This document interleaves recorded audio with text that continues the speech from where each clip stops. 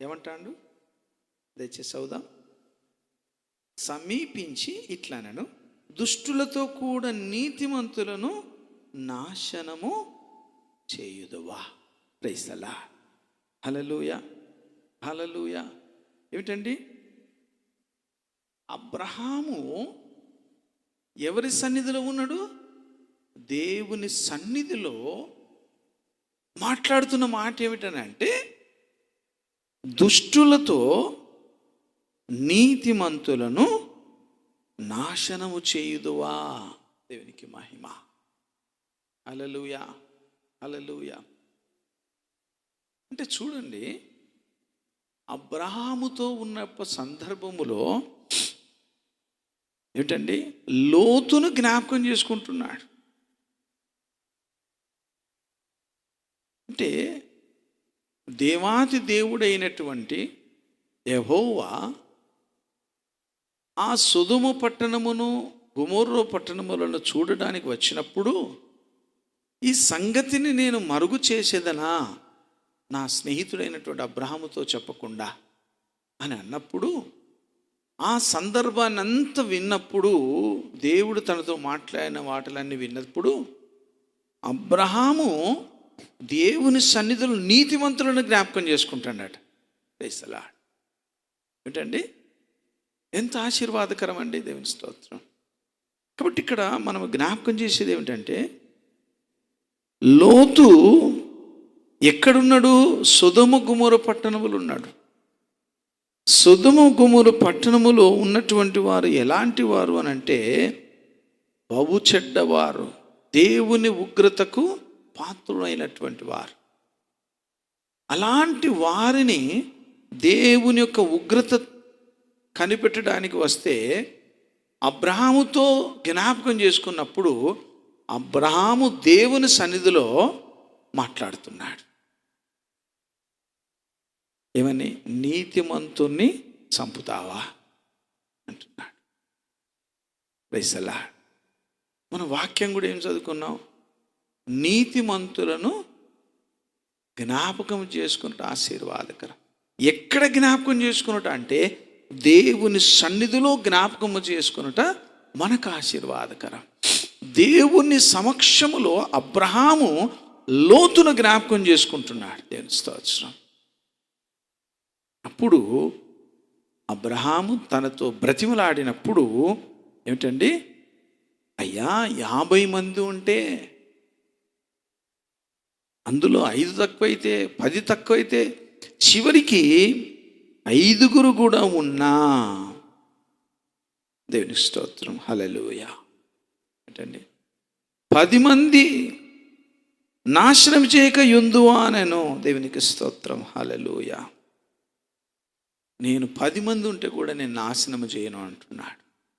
అబ్రహాము దేవుని సన్నిధిలో తనను తాను ఏ రీతిగా తగ్గించుకుంటున్నాడు అని అంటే, దేవుని బిడ్డలారా, ఆయన మాట్లాడుతున్న మాట ఏమిటంటే 27వ వచనములో, ఇదిగో ధూళియు బూడిదనయున్న నేను ప్రభుతో మాట్లాడుట తెగించుచున్నాను.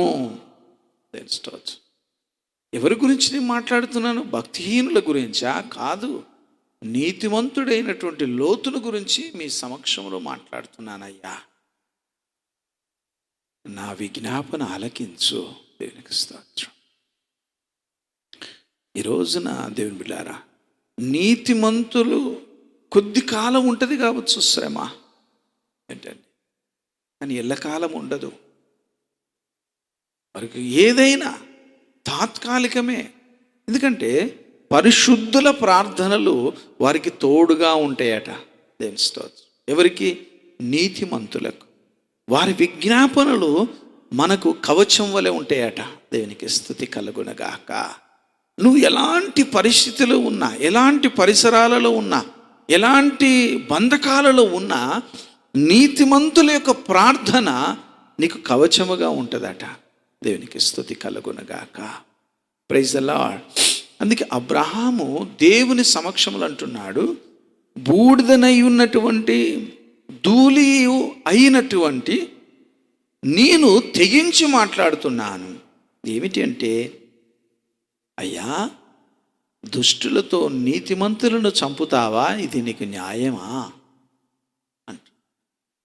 ఎంత గొప్ప మాట అండి. దేవుని స్తోత్రం కలుగునుగా.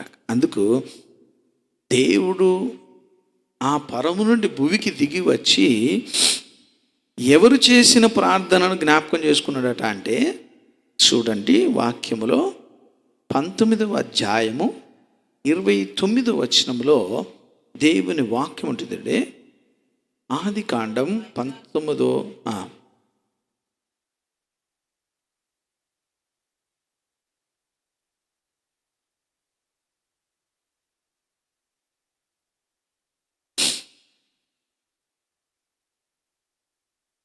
దేవునికి మహిమ.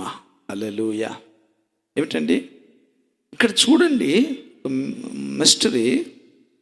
ఆ మైదానపు పట్టణములను పాడు చేసినప్పుడు దేవుడు అబ్రహామును జ్ఞాపకము చేసుకొని లోతు కాపురమున్న పట్టణములను నాశనము చేసినప్పుడు ఆ నాశనము మధ్యన లోతు నశించకుండా అతన్ని తప్పించెను.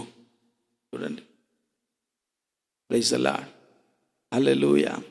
ఏమిటండి అంటే నీతిమంతులు తప్పించబడుట, నీతిమంతులు కదల్చబడరు, వాళ్ళు స్థిరముగా ఉంటారట ఎలాంటి పరిస్థితుల్లోనైనా.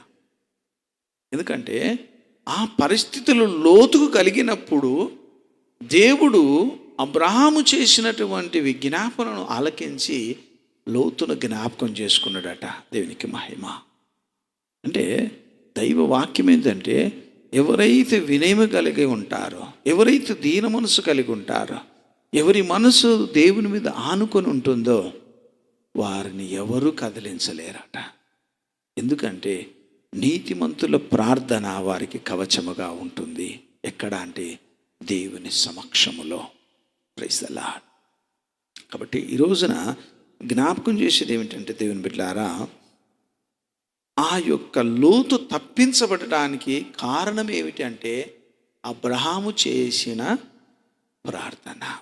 ఎక్కడ చేసిండు అబ్రహాము అంటే దేవుని యొక్క సమక్షములో అబ్రహామును లోతును జ్ఞాపకం చేసుకోమని అన్నాడు. తెలుస్తుంది.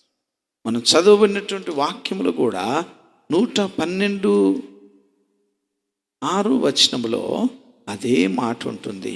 ఏమిటి?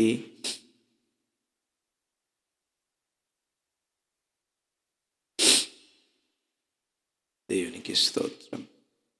నీతిమంతులు నిత్యము జ్ఞాపకములో ఉంటారు. 112:6లో మనం చదివినటువంటి వారు. అట్టి నీతిమంతులు ఎన్నటికీ కదిలించబడరట. ఎందుకంటే దేవుడు వారిని జ్ఞాపకం చేసుకుంటాడట.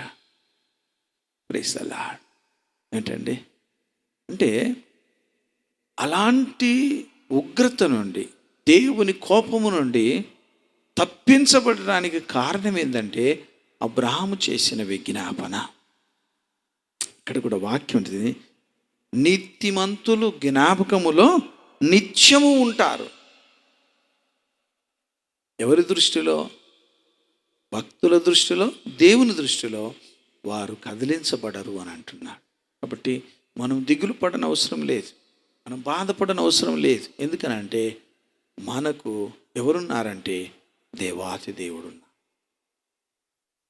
అంతేకాదు, యోహాను సువార్తలో దేవుని బిడ్డలారా 17వ అధ్యాయములో ఒక మాట ఉంటుంది, చక్కటి మాట.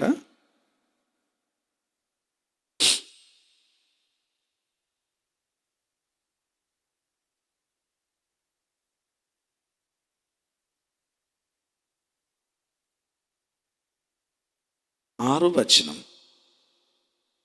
17వ అధ్యాయము 6వ వచనము. లోకము నుండి నీవు నాకు అనుగ్రహించిన మనుషులకు నీ నామమును ప్రత్యక్షపరిచితిని. ఏమిటంటే వారు నీ వారై ఉండిరి, నీవు వారిని నాకు అనుగ్రహించితివి. దేవుని స్తోత్రం. ఏమిటండి? వారు నీ వాక్యము గైకొని ఉన్నారు. ఎవరు? దేవుని బిడ్డలు, క్రీస్తు రక్తములో కడగబడినటువంటి వారి గురించి మాట్లాడుతున్న మాట.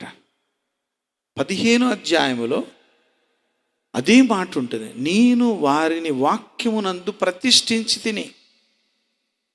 అంటే దేవుని కొరకు సిద్ధపరిచిన బిడ్డలను దేవుని సన్నిధిలో యేసుక్రీస్తుల వారు ప్రార్థన చేస్తున్నారట.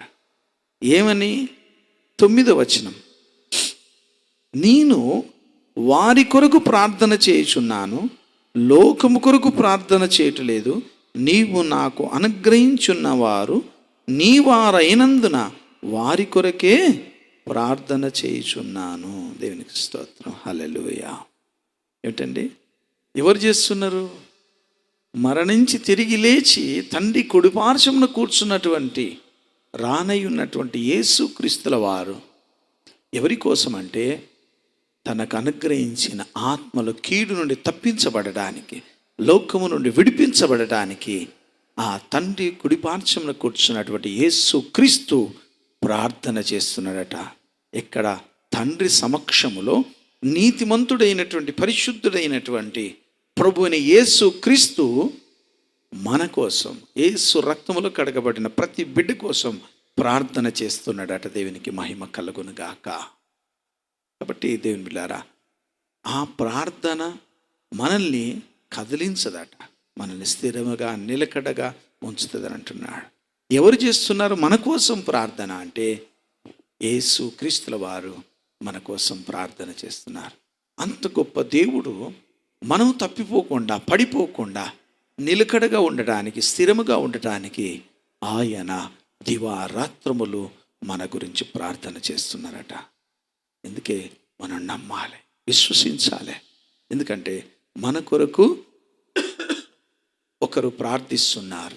ఆయనే మరణ పునరుత్థానములు కలిగినటువంటి వ్యక్తి, మరల రాబోతున్న వ్యక్తి అని మనం ధైర్యముగా ఉండాలి అని అంటున్నాడు. దేవుడి మాటలు దీవించునుగాక. ఆమేన్.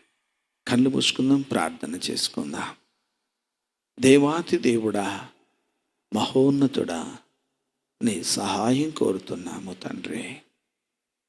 అయ్యా, అల్పులము, అయోగ్యులము, ఎందుకు పనికిరాని వారము తండ్రి. అయ్యా, మా కొరకు ప్రార్థించేవారు ఎవరు లేరయ్యా అని మేము అనుకుంటున్నాం. మా కష్టాల నుండి, మా బాధల నుండి విడిపించువాడు ఎవరు లేరని అయ్యా మేము ఒంటరి వారమని మేము దిగులు పడుతున్నాము తండ్రి. అలనాడు పాపులతో లోతు, నీతిమంతుడైన లోతు నాయన తప్పించబడడానికి నీతిమంతుడైనటువంటి అబ్రహాము ప్రార్థించినాడు దేవుని సమక్షములో. అలాగనే ప్రభువా, ఈ లోకం అనేటువంటి ప్రయాణములో మేము ఉంటున్నాము తండ్రి. అయ్యా, మా కొరకు నిత్యం నీతిమంతుడై ప్రాణం పెట్టినటువంటి ప్రభువుల వారు మా కోసం ప్రార్థిస్తున్నారని మేము తెలుసుకున్నాము తండ్రి. అంతకన్నా గొప్ప భాగ్యం మరొకటి లేదు తండ్రి. అయ్యా, మమ్మల్ని మన్నించు తండ్రి, క్షమించు తండ్రి. అయ్యా, మేము పడిపోకుండా, అయ్యా మేము తొలగిపోకుండా నీ విశ్వాసములో బలపడుటకు మీరు కృప చూపుమని వచ్చిన బిడ్డలందరినీ దీవించు నాయన. వారి దుఃఖములు, వేదనలు, బాధలు నాయన నువ్వు ప్రార్థిస్తున్నానటువంటి నమ్మకము అయ్యా, ఆదరణ నీ బిడ్డలకును అనుగ్రహించుమని, అయ్యా రాలేకున్న బిడ్డలను నడిపించుమని, వెనుకబడుతున్న బిడ్డలను నడిపించుమని, ఈ రాత్రికాల దీవెనలు నీ బిడ్డలకును మాకు అనుగ్రహించుమని యేసుక్రీస్తు వారి పేరిట అడిగి పొంది ఉన్నాము తండ్రి. ఆమేన్, ఆమేన్, ఆమేన్. దేవునికి